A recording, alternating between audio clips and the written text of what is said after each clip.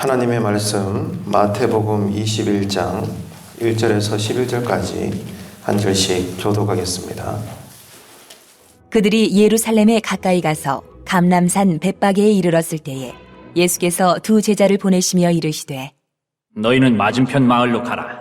그리하면 곧 매인 나귀와 나귀 새끼가 함께 있는 것을 보리니 풀어 내게로 끌고 오라. 만일 누가 무슨 말을 하거든 주가 쓰시겠다 하라. 그리하면 즉시 보내리라. 하시니 이는 선지자를 통하여 하신 말씀을 이루려 하심이라. 일러스되 시온 딸에게 이르기를 내 왕이 내게 임하나니 그는 겸손하여 나귀 곧 멍에 매는 짐승의 새끼를 탔도다 하라. 하였느니라.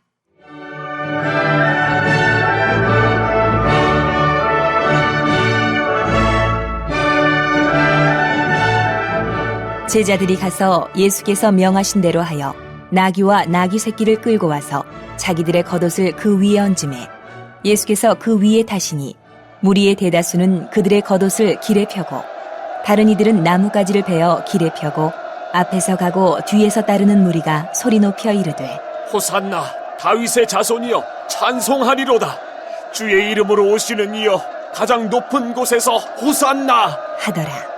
예수께서 예루살렘에 들어가시니 온 성이 소동하여 이르되 이는 누구냐? 하거늘 무리가 이르되 갈릴리 나사렛에서 나온 선지자 예수라. 하니라.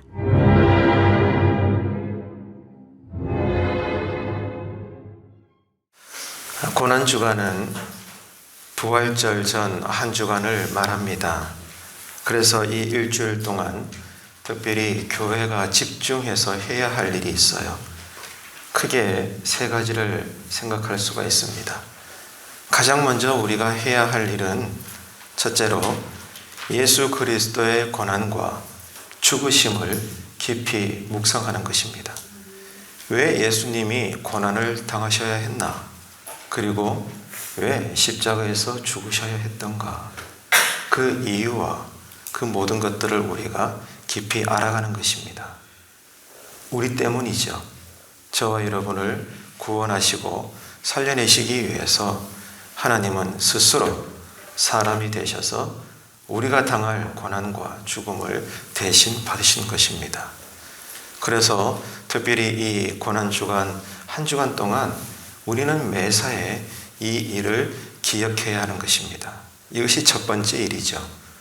그러면 그 묵상을 하게 된다면 자발적으로 우리에게서 나오는 반응이 있습니다. 그것이 곧 우리가 해야 할 두 번째 일이죠. 하나님께 감사하는 것입니다. 나 같은 죄인 살리신 주님 참 감사합니다. 이 감사가 이번 일주일간 우리를 다스리고 지배하시기를 축복합니다. 그러면 감사하면 끝나는 것일까요? 그렇지 않습니다. 주님의 고난과 죽으심을 묵상함으로 성령님의 감동으로 내 안에서 감사가 절로 흘러나오게 된다면 모두가 똑같아요. 함부로 인생을 살 수 없다는 것을 깨닫게 됩니다. 그래서 그리스도인으로서 내가 어떻게 살아야 되나 성경을 찾게 되어 있고 하나님의 뜻을 묻게 되어 있으며 우리는 이 땅을 사는 동안 어떻게 그리스도인다운 삶을 살 것인지 하나하나 곱씹어서 회개하고 결단하게 되는 것입니다. 이것이 특별히 고난주간을 맞이한 한 주간 동안 온 교회 성도님들이 하셔야 될 일인 것입니다. 그래서 이번에 정교인 새벽 소망예배, 이 고난주간 한 주간 새벽은 예수님께서 십자가에 달려 돌아가시기 전에 행하셨던 최후의 그 한 주간 동안 어떤 일을 하셨던가 성경의 내용을 따라 우리가 살펴보면서 고난주간을 우리 성도님들께서 의미 있게 보내시는데 유익이 되시는 은혜의 통로가 되시기를 축복합니다. 그래서 오늘은 첫째 날로서 하나님은 과연 어떤 사람을 쓰실까? 하나님께서 쓰시는 사람들에게는 조건이 있다는 것을 오늘 우리가 읽은 본문을 헤아려 보게 되면 발견할 수가 있습니다. 그래서 그 말씀을 함께 나누기를 원해요.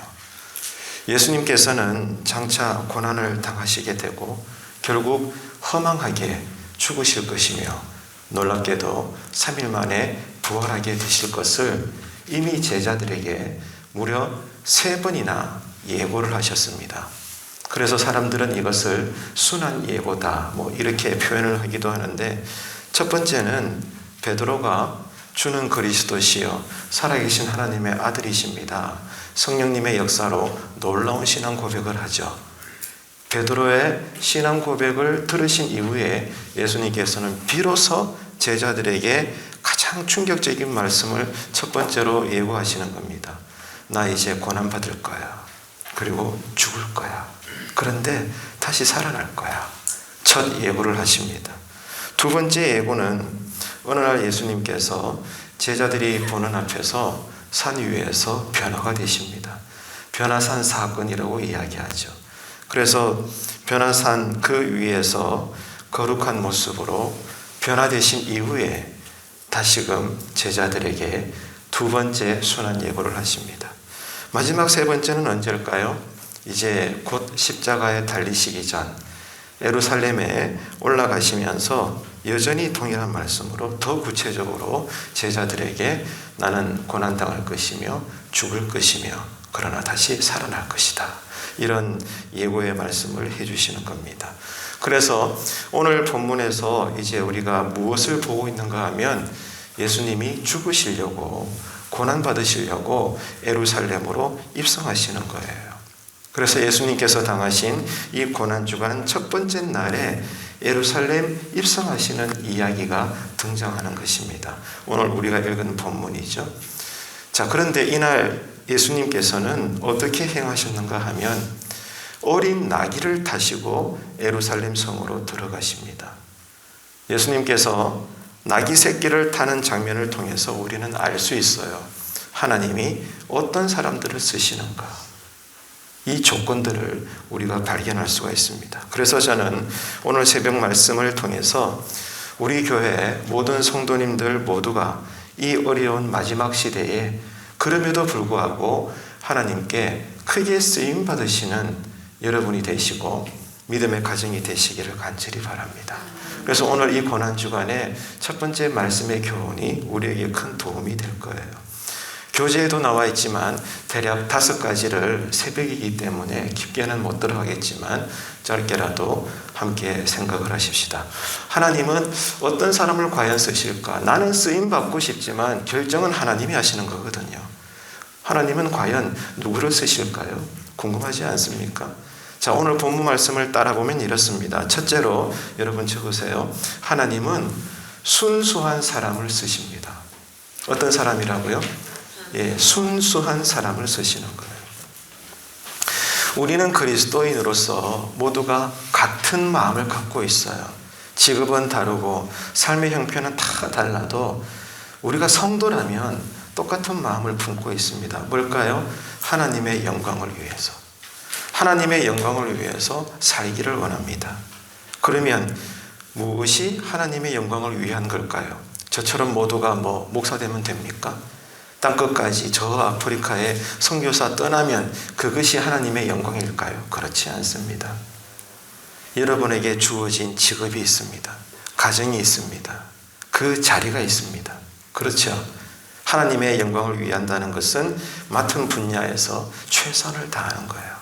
오늘도 그렇게 사시는 삶의 성실한 은혜가 있게 되기를 바랍니다. 자, 여기서 우리가 최선을 다한다고 했는데 왜 그리스도인으로서 나에게 주어진 환경에 일반적인 것들 그저 다 포함해서 왜 최선을 다해야 되는가? 하나님이 보고 계시니까. 하나님께서 불꽃 같은 눈동자로 내가 생활 예배를 어떻게 드리는가 보고 계시기 때문에 사도 바울의 표현처럼 두렵고 떨림으로 언제나 초심의 자세를 유지하고 끝까지 겸손의 자세를 잃지 않는 것, 이것이 하나님 보시기에 순수한 사람이라는 것입니다. 그래서 예수님은 2절에서 이렇게 말씀하고 있죠. 나귀와 나귀 새끼를 끌고 와라.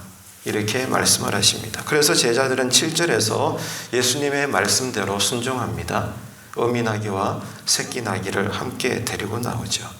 그런데 우리가 읽었던 마태복음을 보게 되면 예수님께서 이 어미 나귀와 새끼 나귀 중에 어느 것을 탔는지는 알 수가 없습니다. 오늘 본문에서는 등장하지 않죠.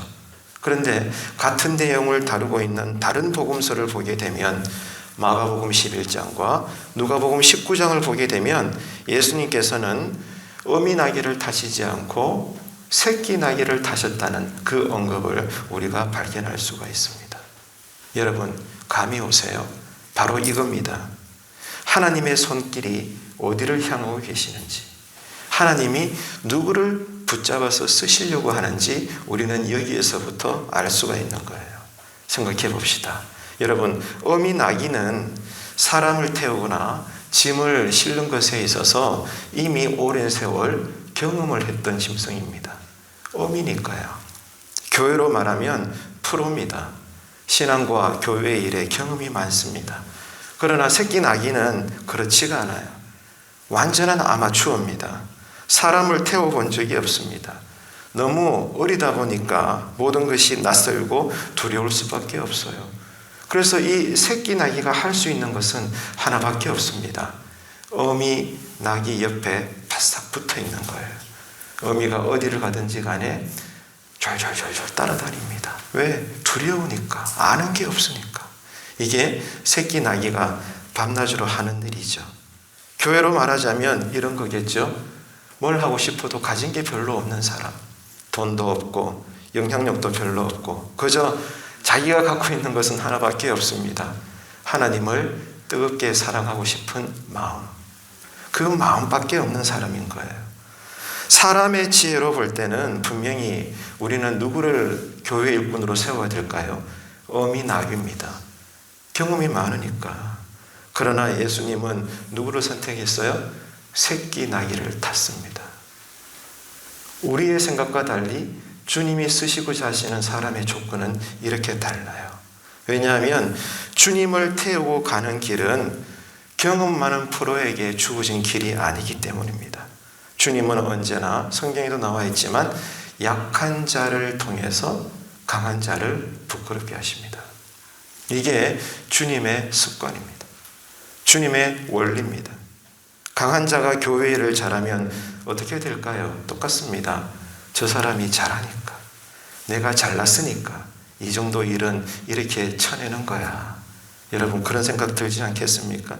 그래서 하나님께서는 약한 자가 능력도 없고 그렇기 때문에 하나님만 바라볼 수 있는 그 사람들을 통해서 친히 일하시는 거예요.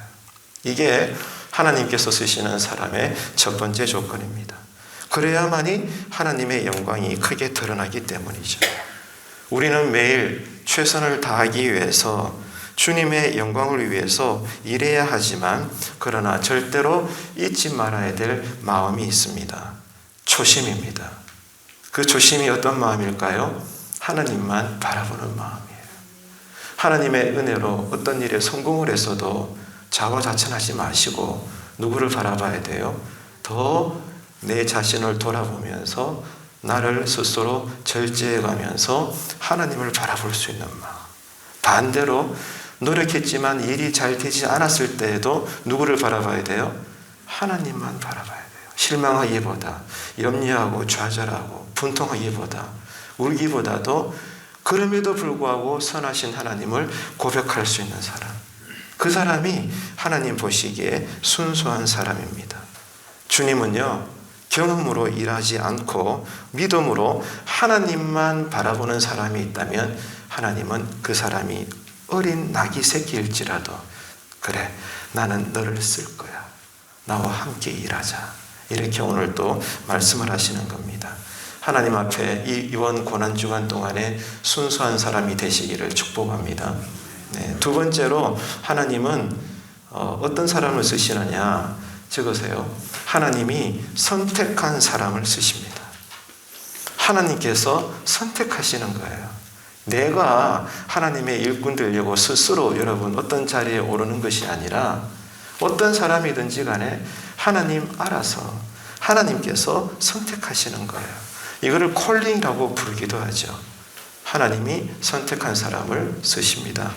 자, 인간적으로 볼 때는 별로 가진 것도 없는 사람이 하나님의 쓰임을 받겠다고 하면 주변 사람들은 수근수근 됩니다. 뭐 저래, 무슨 저런 말을 해. 가진 것도 없이, 뭐 잘난 것도 없으면서. 뭐 알면 얼마나 안다고 뭐 지가 저런 소리를 해. 여러분, 우리 마음에는 그런 생각들이 훅 지나갈 수도 있는 거예요. 3절은 그런 상황에 적절한 말씀이죠. 보십시오. 만일 누가 무슨 말을 하거든, 그 말입니다. 그러니까 주변에서 수근수근 되는 거예요. 뭐 저 사람이 하나님의 쓰임을 받아 무슨 교회를 한다고, 내가 볼 때는 아닌 것 같은데. 수근수근 되는 거예요. 만일 누가 무슨 말을 하거든, 여러 소리가 들리거든, 이렇게 해라고 주님께서는 가르쳐주고 계시는 거예요. 우리가 볼 때, 우리의 판단과 우리의 기준으로 볼 때 아니라고 생각되는 사람이 있습니다. 그렇지 않습니까? 뭐 직장일이든 가정이든 교회든 다 똑같죠.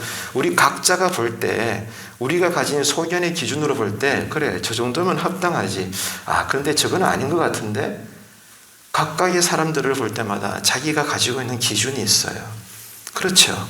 자기 판단과 기준에 맞지 않는 사람이, 그런데 웬일입니까? 추천을 받게 되거나 어떤 중요한 일을 하게 된다면 주변 사람들은 수근수근 됩니다. 다시 이야기해서 부정적인 말을 쏟아내는 거예요. 수근수근 되는 거예요. 왜 저 사람이지? 저건 아닌 것 같은데? 왜 저럴까? 이런 말들을 가지게 되는 겁니다. 저 사람은 경험이 없으니까 안 돼. 저 사람은 예수 믿은 지 얼마 안 되기 때문에 안 돼. 또 저 사람은 우리 교회에 등록한 지 얼마 안 되기 때문에 교회를 섣불리 해서는 안 돼. 교회가 시험 들어. 여러분, 이런 얘기 많이 들어봤죠. 또 우리 스스로도 그런 생각을 하지 않습니까? 사실 이런 객관적인 평가는 틀린 것은 아닙니다. 여러분과 저 사이에 사람의 관점에서 볼 때는 당연한 생각이고 이게 사실 옳습니다. 우리 편에서는 그래요. 그런데 중요한 것은 하나님 보시기에 그 말입니다. 따라합시다. 하나님 보시기에 이게 결정타입니다. 우리가 아무리 이렇다 저렇다 그 판단이 옳을지라도 그러나 이게 의미가 없다니까요. 누가 보시는 게 중요하다? 하나님 보시기에 이게 중요하다 이겁니다. 그래서 주님께서 뭐라고 말씀을 하고 있습니까? 오늘 본문에 보니까 사람들이 수군수군 되어도 주님은 괜찮다. 그래도 내가 쓰겠다는 거예요. 그러면 끝난 겁니다, 여러분. 오늘 본문에 나와 있죠. 주가 쓰시겠다 하라. 만일 누가 수군수군 되거든 다른 말 할 거 없다. 제자들아, 그런 사람들에게 말해. 주님이 쓰시겠대요. 네, 새끼 나귀를 좀 주세요. 주님이 가지고 오래요. 그러면 끝나는 겁니다, 여러분. 교회 일은 그렇게 하는 거죠. 여러분, 주가 쓰시겠다고 하면 되는 겁니다. 연약하고 경험 없고 자격 없는 나귀 새끼일지라도 누가 쓰시겠다는 거예요?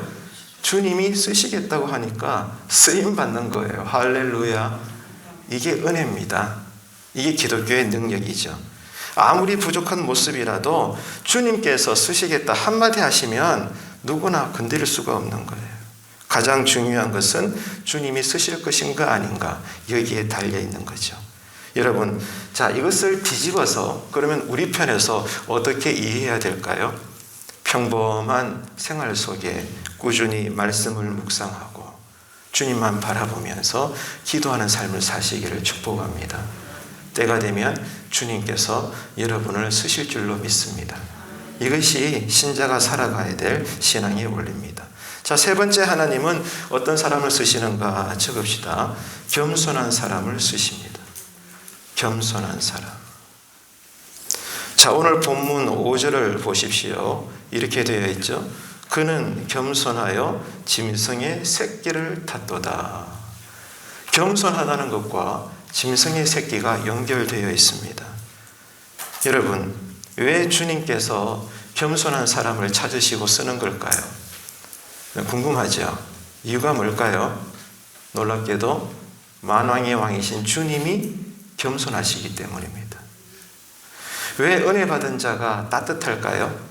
성령님이 따뜻하시기 때문에 그래요. 주님은 겸손한 자의 등에 타시는 것을 기뻐하십니다. 그래서 이 땅에 계시는 동안 주님의 겸손함은 어떻게 드러나느냐? 하늘에 계신 성부 아버지 하나님의 말씀을 온전하게 순종하여 이루려고 하는 그 삶. 주님도 완전한 인간으로서 자기의 뜻이 있죠.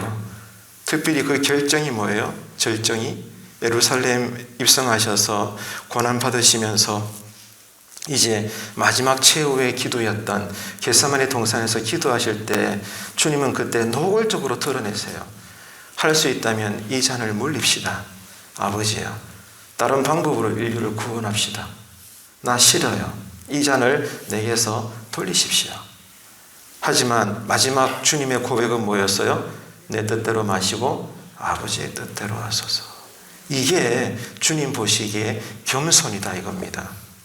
윤리요 도덕적으로 겸손한 사람은 뭐예요? 옷도 매끈하게 입고 말도 조곤조곤하게 하고 부드럽게 하고 인사도 잘하고 화 안 내고 항상 웃고 이런 외적인 모습을 우리는 생각하잖아요. 그죠?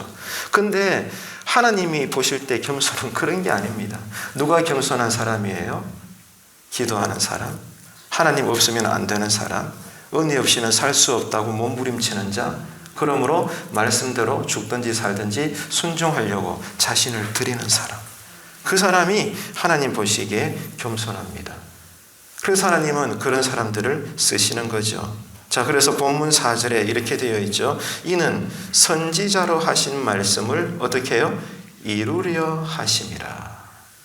성부 아버지 하나님의 뜻이 있습니다. 아들 되신 예수님은 그것을 다 아시죠. 그래서 이 땅에 계시는 동안 철저하게 처음부터 끝까지 아버지 하나님의 뜻을 이루어 드리려고 모든 공생의 사역을 다 감당하셨습니다. 그래서 십자가 달리셔서 하신 말씀이 뭐예요? 다 이루었도다. 이게 겸손이다 이겁니다. 지금 우리는 하나님 앞에서 성도요 재직으로 이런 겸손의 자세의 신앙을 살고 있는가? 말씀대로 순종하는가? 여러분 우리는 그것을 생각해 봐야 되는 거죠. 우리가 보여드려야 될 겸손도 마찬가지입니다. 말씀에 순종하는 삶에서 하나님은 놀라운 복을 예비하십니다. 당연하죠. 하나님 입장에서도 당연하지 않겠습니까? 자, A라는 사람이 늘 말씀을 묵상하고 기도하고 성령님을 사모하고 그 읽고 듣고 배우고 깨닫는 말씀을 순종하려고 하는데 하나님이 왜 가만히 계시겠어요? 가만히 계시다면 하나님께 손해인데. 그러니까 그 사람을 쓸 수밖에 없는 거예요. 예를 들면 전도하기를 원하십니까? 이제 여러분 신앙적으로 깨달으셔서 그동안 평생 쉬었던 전도를 하기로 작정하십니까? 하나님이 어떻게 하실까요? 그 사람을 기뻐하시고 쓰셔야 되기 때문에 그 사람에게 없는 삶의 복을 주시는 거예요. 왜? 그래야 전도가 더 잘 될 거니까. 이것이 깨달아지는 지혜가 있게 되기를 축복합니다. 여러분 전도해 보세요. 하나님께서 이 전도의 문을 열어주시기 위하여 여러분에게 많은 것들을 공급해 주십니다. 먼저 여러분에게 은혜 체험을 하게 하시는 거예요. 이게 내가 잘 되는 가장 빠른 비결 중에 하나가 되는 겁니다. 말씀에 순종하려고 할 때 하나님은 이미 예비하신 복을 부어주십니다. 결국 그렇게 됨으로 말미암아 여러분 기뻐하세요. 사람들로부터 주목받는 사람들이 됩니다. 하나님께서 세워주심으로 존귀한 자가 되는 거하고 내 스스로 자화해가지고 내가 낸데 이렇게 말하는 거하고는 달라도 너무 다른 거예요. 나는 가만히 있어도 하나님께서 원수의 목전 앞에서 나를 높여주실 때 여러분 얼마나 영광스럽겠습니까? 말씀대로 순종하고자 결단하시는 고난주간이 되시기를 축복합니다. 여러분 그러나 하나님의 은혜로 내가 사람들에게 관심의 대상이 되고 이제 주목을 받을지라도 겸손한 사람은 어떻게 반응을 하죠? 내가 잘나서 그런 게 아니에요. 모두가 하나님께서 역사하시고 하나님께서 나를 통해 일하신 것이지 나는 무익한 종입니다. 이렇게 진심으로 고백하는 거예요. 이것이 바로 겸손입니다. 겸손으로부터 주어지는 은혜인 거죠. 이 은혜가 고난주간에 특별히 여러분에게 깨닫게 되어지시고 임하게 되시기를 축복합니다. 여러분 생각해 보세요. 어린 나귀 입장에서 한번 보자고요. 예루살렘 성에 들어가서 군중들이 환호합니다. 호산나 다윗의 자손이여 할렐루야 난리가 났습니다. 그런데 이런 군중을 보고 자기가 대단해서 그런 것처럼 어린 나귀가 착각을 하고 있다면 기가 막히지 않습니까? 지금 예루살렘 안에 많은 사람들이 환호하고 있는 것은 여러분 어린 나귀한테 환호하는 것입니까? 그 나귀에 타고 계시는 주님 때문입니까? 주님 때문이죠. 그런데 이 어린 나귀 새끼가 철이 없어가지고 착각해가지고 야 알고 봤더니 나 대단한 존재인가 봐. 사람들이 막 환호를 하네. 내가 그런 존재였는가 봐. 스스로 기뻐하다가 예수님이 등에서 내리시게 되면 누가 그 어린 나귀를 쳐다나 보겠습니까? 그런 운명이 되는 겁니다. 여러분 그렇기 때문에 항상 겸손하게 잘 들으십시오. 여러분의 삶의 등을 예수님께 내어드리면 예수님 때문에 여러분의 삶은 주목받게 될 것입니다. 이것이 신앙의 큰 영광일 줄로 믿습니다. 여러분 삶의 등을 주님께 드리십시오. 이것이 고난주간에 우리가 깨달아야 될 말씀이 아닙니다. 자, 네 번째 생각해 봅시다. 그러면 하나님은 또 어떤 사람을 쓰실까? 적어볼까요? 헌신된 사람을 쓰십니다. 헌신된 사람. 자, 나귀 새끼가 준비가 되니까 7절과 8절에 보면 사람들이 어떻게 행동을 하죠? 모두가 다 자기의 겉옷을 벗습니다. 누군가는 나귀 등 위에 얹기도 하고 또 그 길 앞에 펴기도 하면서 막 나뭇가지를 흔들면서 예수님이 지나가시는 것을 그렇게 기뻐합니다. 주님의 길에 동참을 하는 거죠. 여러분, 어린 나귀 새끼 등을 예비하는 자가 있었다면 누군가는 겉옷을 펴서 등 위에 얹거나 길에 까는 자도 있어야 되는 거예요. 다시 말해서 저 같은 목사가 등을 예비한 그러한 나귀 새끼라면 여러분 한 분 한 분 성도님들은 자신의 겉옷을 준비해서 제가 하시고자 하는 겸손하게 주님의 일을 감당하려고 부족하지만 노력하려고 하는 목회자 등 위에다가 얹어주셔야 돼요. 이해가 되십니까? 서로 합력해서 선을 이루는 목회 사역이 되어야 된다 그 말입니다. 그런데 그러지를 못하고 새로운 목사가 왔다고 칩시다. 그러면 뒤에서 팔짱을 끼시고 그래 이번에 새로운 목사가 왔구만. 저 사람이 담임이구만. 이번에 저 목사는 어떻게 일하는지 한번 지켜볼까? 어떤 장점이 있을까? 한번 볼까? 이런 자세를 취하면 안 되는 거예요. 예를 들어 목사가 어린 나귀 새끼가 되어 주님을 자신의 등에 태우려고 기도하면서 목회를 전진한다면 여러분들은 어떻게 해야 된다고요? 여러분의 인생의 겉옷을 벗어서 제 목회사역 위에다가 얹어주시고 또 목회가 진행되려고 하는 앞길에다가 여러분의 겉옷을 펼치셔야 되는 거예요. 이것이 바로 하나님 나라의 원리입니다. 구경하지 마세요. 동참하세요. 서로 협력해서 선을 이룰 수 있는 특별히 고난주간에 우리 공동체적인 은혜가 임하게 되시기를 축복합니다. 그러니까 작은 헌신들이 함께 모여서 하나님의 큰 역사가 일어나게 된다는 것을 깨닫게 되는 겁니다. 자, 또 적어봅시다. 마지막 5번째, 하나님은 어떤 사람을 쓰실까? 준비된 사람을 쓰십니다. 준비된 사람. 지금 사람들이 주님을 힘껏 찬양하고 있죠. 본문 9절에 보십시다.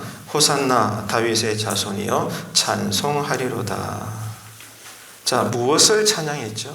지금 예루살렘 성 안에 있는 많은 군중들이 어린 나귀 새끼를 타고 입성하시는 예수님을 보면서 찬송하고 있습니다. 호산나 다윗의 자손이여 우리가 당신을 찬송합니다. 영광 받으소서. 난리가 났습니다. 그냥 여기가 천국 같아요. 왜 사람들이 그렇게 환호성을 부르면서 난리법석이 된 것일까? 대체 무엇을 예수님을 향하여 찬양하고 있는 걸까? 누가복음 19장 37절에서는 이렇게 기록하고 있어요. 자기의 본 바 모든 능한 일을 인하여. 자기들이 봤을 때 지금까지 3년 동안 주님께서 행하신 일들의 소문을 다 알고 있어요. 병자를 고치시고 물리를 걷고 귀신을 쫓아내시고 심지어 죽은 자까지도 살려내시고 그 유명한 광야의 오병이어 기적도 일으키시고 말이죠. 어마어마한 능력의 일들을 저 청년 예수가 일으켰다는 것을 모든 예루살렘 성 안에 있는 사람들이 다 아는 거예요. 소문이 이미 파다한 것입니다. 그래서 그 소문대로 저 사람이 저런 어마어마한 능력을 가지고 있구나. 사람들이 크게 환영하면서 우리 민족을 구원해 줄 수 있겠다. 자기의 원하는 바대로 메시아를 삼으려고 옷을 벗어서 길가에 펴면서까지 난리법석을 치면서까지 호산나 호산나 우리의 구원자여 오시옵소서 그렇게 요란스럽게 환호를 보내게 된 것이죠. 그리고 10절에서 이제 사람들이 묻기 시작합니다. 이 사람이 누구냐? 아직 이 소문이 많이 퍼졌음에도 불구하고 아직 저 청년 예수에 대해서 잘 모르는 사람들이 있었던 것 같아요. 그러니까 그들이 저 청년 예수에게 이제는 관심을 가지게 됩니다. 대체 저 사람이 누구지? 왜 지금 이런 일이 일어나지? 저 사람이 누구냐? 이렇게 묻는 거예요. 여러분, 무슨 말입니까?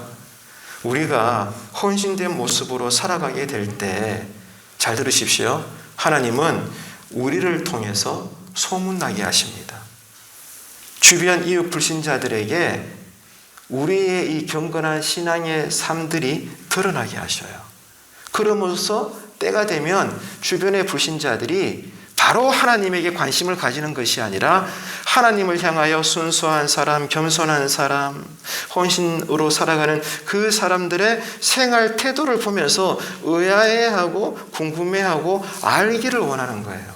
내가 보니까 저 사람 비록 나는 교회 안 다니지만 저 사람은 교회 다니는데 참 괜찮은 사람이야.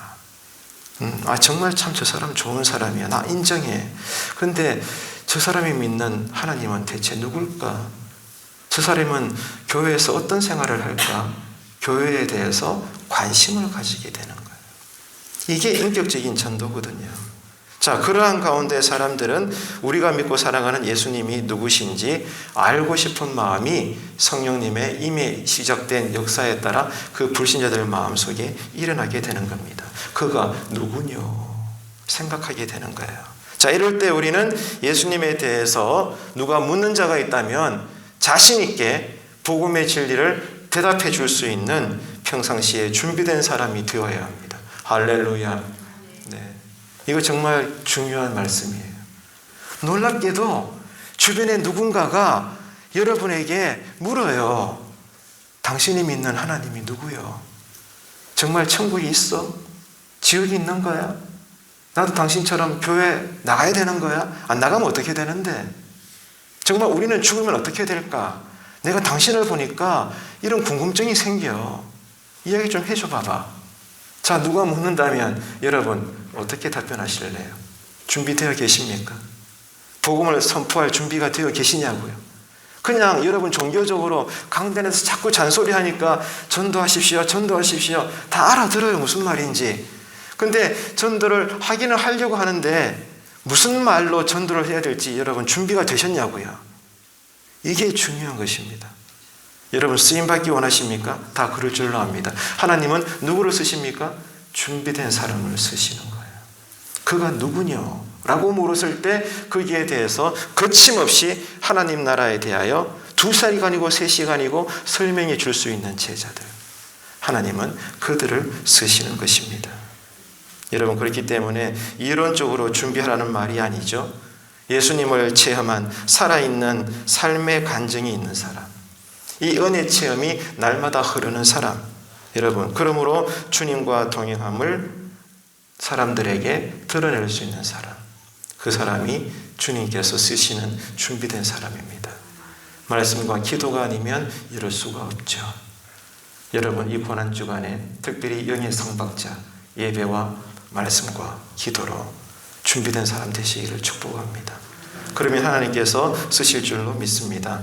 자, 이제 고난주간 새벽 예배 첫째 날 말씀을 맺겠습니다. 나귀 새끼도 쓰임을 받았어요. 우리가 볼 때는 설 수 없는 존재인데 아직 준비가 안 된 것 같은데 아직은 아니야 그 사람은. 그런데 하나님께서 쓰시겠대. 그러면 여러분 되는 겁니다.